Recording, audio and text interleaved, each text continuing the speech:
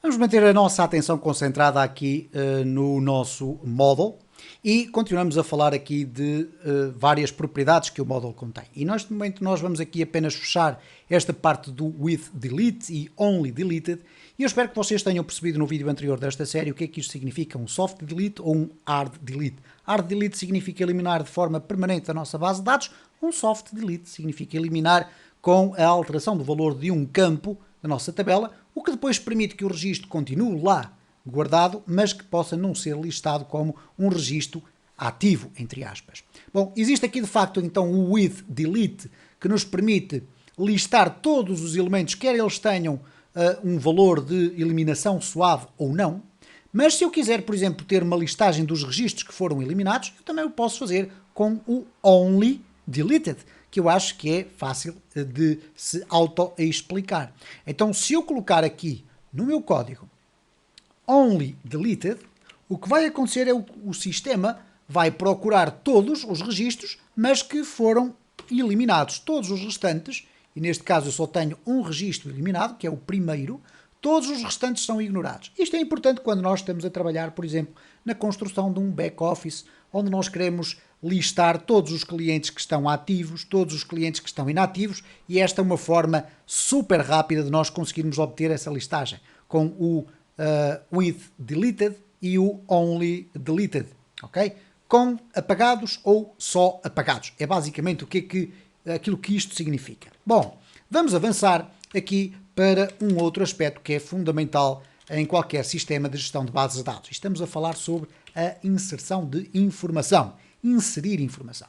Eu vou aqui limpar um pouco o espaço para não ficarmos a olhar para código que não interessa e vamos colocar aqui então o nosso cursor. O que acontece então aqui é o seguinte: salvar informação, saving data. Nós temos aqui um método que é fácil de entender, é um insert. E neste caso o insert tem esta assinatura extraordinariamente simples de perceber. Isto é, nós montamos aqui um array que contém o nome do campo e o valor, nome do campo e valor, e depois simplesmente dizemos modelo insere os dados. Há, no entanto, aqui um aspecto que é fundamental. Vamos aqui verificar o seguinte: não mexendo por enquanto no nosso model, nós vamos fazer aqui uma inserção de dados. E vamos tratar isto desta forma. Nós temos não o username, mas temos aqui um nome e um apelido. Vamos tentar inserir um registro só com um nome e com um apelido. Bom, então seria aqui o seguinte: dados, ou até podíamos colocar aqui cliente, é igual, vamos fazer aqui um array. Ora, nós temos então o campo nome, que vai ter aqui, vamos lhe chamar aqui um novo, assim desta forma. E depois vamos ter aqui o apelido. E vamos colocar aqui novo apelido. Ok?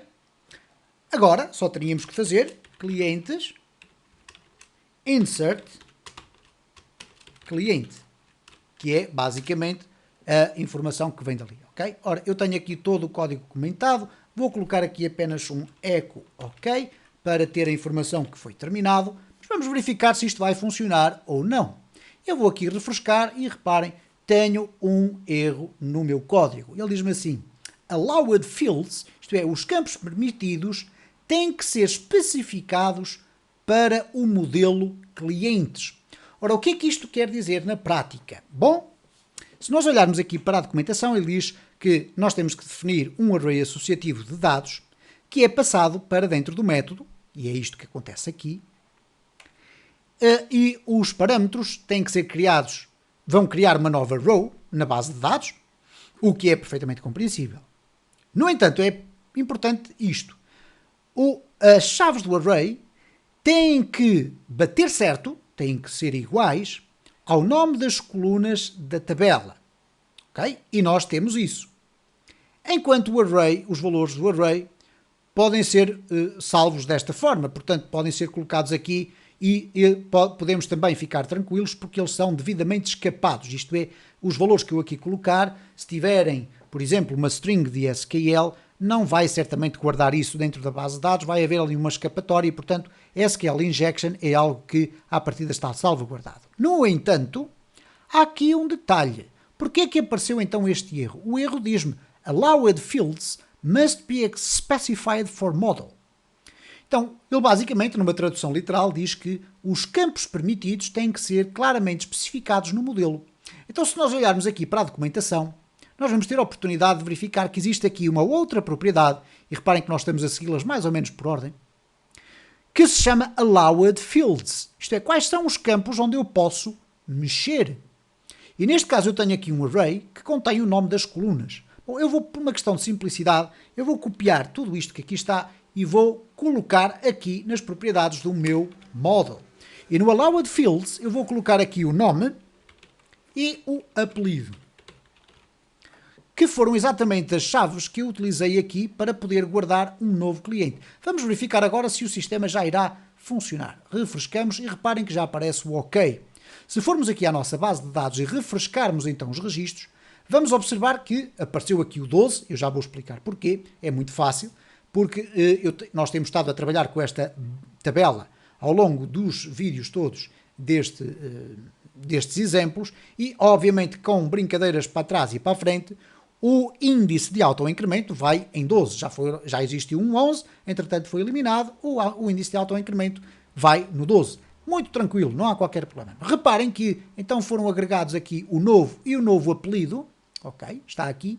Não foi adicionado qualquer e-mail, nem data de nascimento, nem deleted, e por conseguinte ficou tudo a nulo, mas reparem como foi possível agregar tudo isto. Se nós quiséssemos adicionar um novo, vamos chamar-lhe novo 1 e novo apelido 1, mas com um e-mail. Bom, neste caso teríamos que fazer o seguinte, vamos aqui colocar um e-mail, vamos dar-lhe aqui, vamos colocar aqui novo@email.com, ok? E vamos colocar aqui novo apelido 1 e novo 1. O que vai acontecer, no entanto, se eu agora executar o meu código, nós temos um OK, ok? Temos aqui um OK. Vamos verificar o que é que aconteceu na nossa base de dados. Vamos aqui refrescar e reparem, o meu e-mail foi pura e simplesmente ignorado.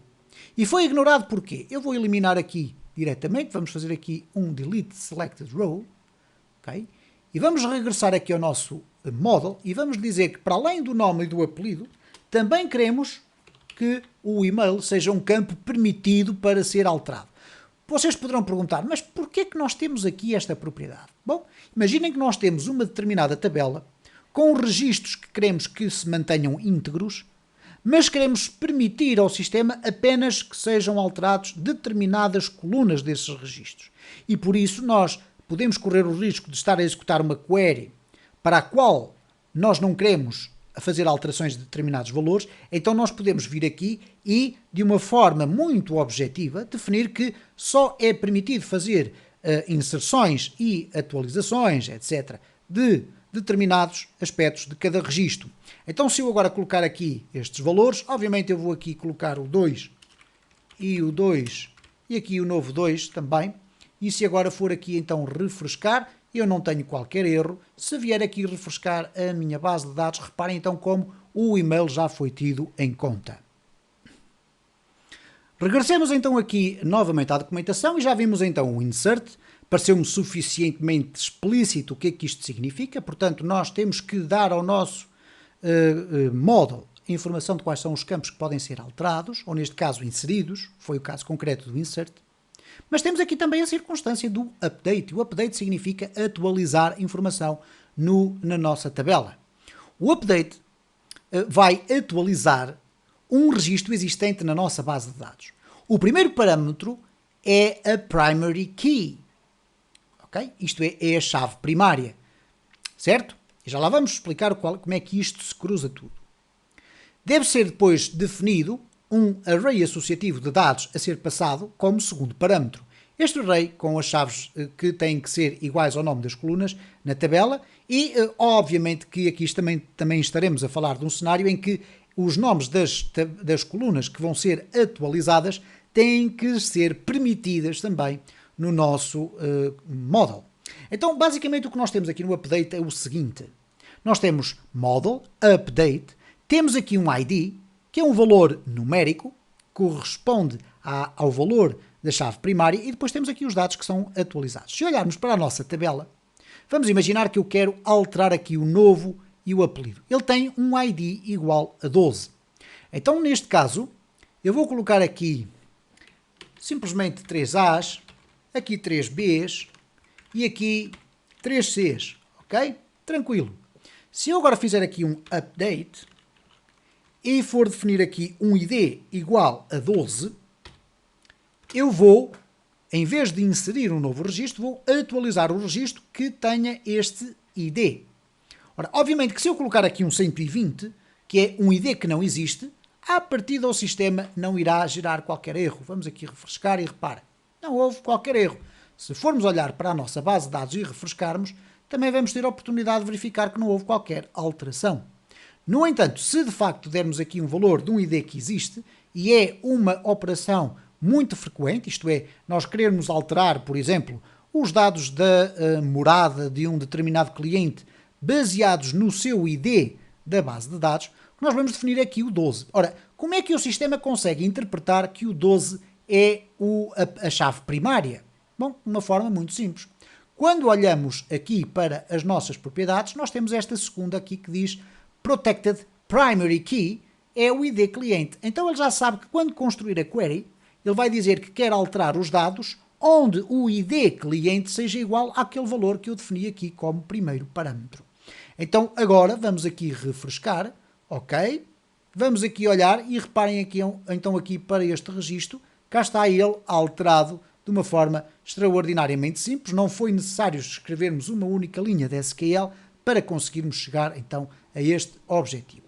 Se olharmos aqui com mais detalhe, iremos continuar, como é óbvio, nos próximos vídeos a falar sobre o model, porque é uma componente fundamental de uma framework, e neste caso concreto do CodeIgniter 4, nós temos aqui a informação que podemos atualizar múltiplos registros com uma simples chamada, passando um array de chaves primárias como primeiro parâmetro, ok? E reparem, ele diz-me aqui, ok, você pode passar um update no 1, no 2 e no 3 e depois eles vão ser todos atualizados com isto. Bom, o que é que isto significa? Este método que aqui está é eventualmente perigoso, porque se eu colocar aqui nome e o correspondente ser nome 2, e se eu colocar aqui o índice 1, 2 e 3, o que vai acontecer é que todos os registros que tenham o índice 1, 2 e o 3 como chave primária vão ser atualizados para aquele valor que ali está. Ok? Então nós temos aqui ainda a possibilidade de ter uma solução mais flexível. Vamos aqui fazer uma experiência muito simples, que é atualizar todos os e-mails para o mesmo tipo de e-mail. Okay? Ou neste caso não todos, mas apenas alguns, só para vermos aqui como é que funciona. Então se eu chegar aqui e colocar aqui e-mail, e nós já sabemos que o e-mail é um campo permitido, vocês já conhecem o que é este conceito, é um campo permitido porque faz parte aqui da lista de allowed fields. Eu posso fazer aqui um update e quero atualizar no array do 1, o 2 e o 3 para um e-mail que vai ser o novo@novo.com, ok? Aqui, obviamente, vamos chamar-lhe uma coisa diferente para fazer mais sentido. Vamos colocar aqui e-mail, ok? E vamos ver então qual é o resultado da execução deste código. Portanto, nós neste momento temos aqui o 1, o 2 e o 3, cada um com o e-mail 1, e-mail 2 e e-mail 3. Se agora formos aqui refrescar a nossa página e agora regressarmos à nossa base de dados, vamos aqui refrescar e reparem como estes 3 primeiros registros foram alterados com sucesso. No próximo vídeo vamos com certeza continuar a falar aqui sobre estes aspectos. É importantíssimo que nós tenhamos uma noção muito bem clara das funcionalidades que o módulo do CodeIgniter 4 nos permite fazer desta forma extraordinariamente simples.